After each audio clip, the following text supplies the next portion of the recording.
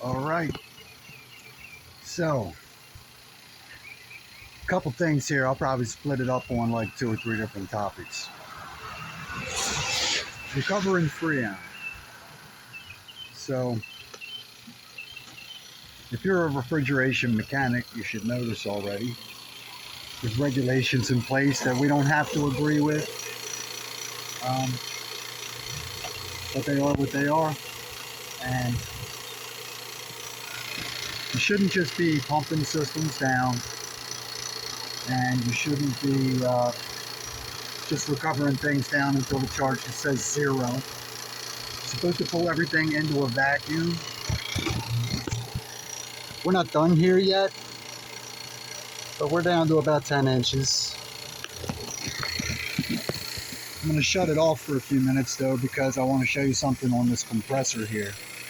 But a little tip on recovery: if you don't keep a 5-gallon bucket in your truck already, sometimes it's just right next to you. The customer has a hose bib with a hose already hooked up. Go on ahead and put a little spray mist on your bottle.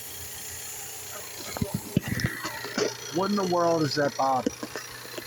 That's a disposable cylinder that I'm using a ball valve on, and I only use that on stuff that the charge is clean. We're going to make a repair, and the same charge is going back into the same unit.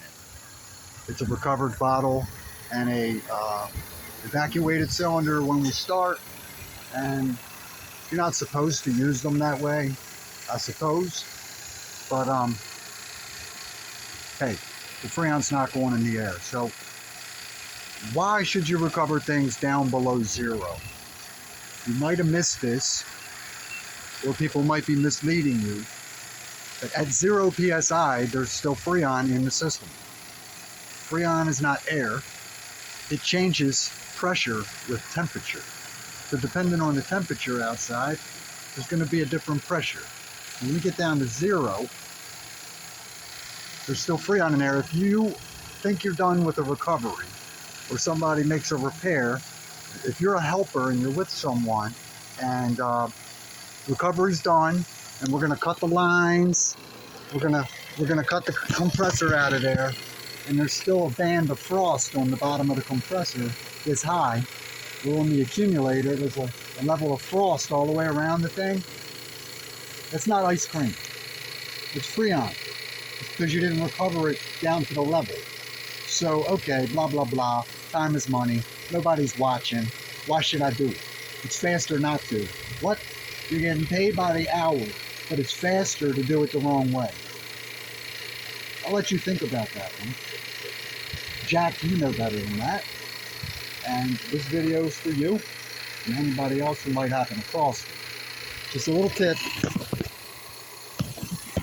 Cool your bottle down. If you're at a restaurant, get a bucket, fill it up with ice, stick your bottle down in it before you even start the recovery. That's how to save time if you really want to save time.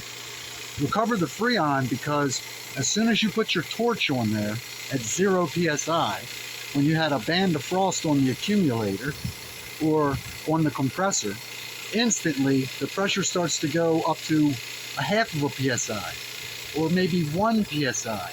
Maybe it's not even that high, but freon is coming out.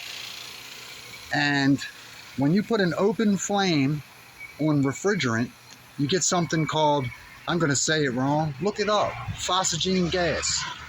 Basically, it's the same thing that was used in the trenches of World War I, known as mustard gas. It's a chemical nerve agent. And I started when you were allowed to just open up the valves and let the stuff out while you walked to the truck and carried all the stuff over here to do the job. And many a times I put the torch on a compressor that still had frost on it and got a, you don't even see it, but then when you breathe out like a puff of smoke. And then you get like a knot in your throat. That's just from one half little puff or a sniff of it. You refrigeration guys, you know what I'm talking about, because it happens sometimes by accident. Even when you do recover the system down all the way, there's going to be one cylinder in there of a compressor that's got freon trapped in it. One more tip for you. Before you're done, give the compressor a nice good hard shake and wiggle. And that piston, that crankshaft will slip. and it'll let that last little bit of gas out of the compressor, and you won't get a blast of freon in your face when you cut the line. So by recovering down to the levels that we're supposed to, we're not only protecting the environment, but we're making sure that we're not breathing toxic chemicals. Sometimes it would be 4, 5, 6, or 8 hours before that lump in my throat would go away. No kidding. It's not funny. So recover the charge. You're getting paid to do it.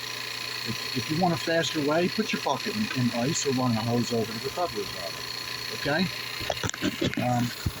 It's good for the environment. And if you can't get with that message, then do it because it's good for you. And if you're working for somebody else, man, let me catch you not doing it right out here. You're putting our company in jeopardy. All the guys that work, everything we have is in jeopardy because you don't want to get paid to do the job that I hired you